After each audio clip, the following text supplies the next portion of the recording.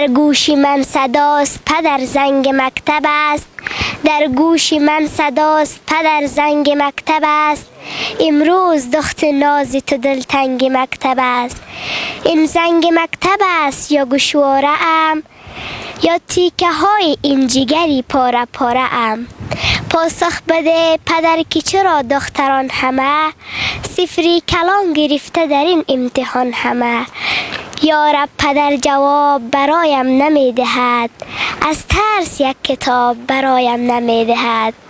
اقرا مگر به خاتم پیغمبران نبود، یا بود و بعد رحلتی و بر زنان نبود.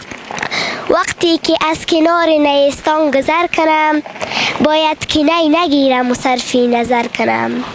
تا بردهان جبل نخورد دست مشتی سخت، تا بردهان جبل نخورد دست مشتی سخت. هر جا که دختر است چنین است تیره بخت. تا قفل ذهن سنگ شما ناگشوده است، تا قفل ذهن سنگ شما ناگشوده است. هر شاعر و سرود قفس را سروده است.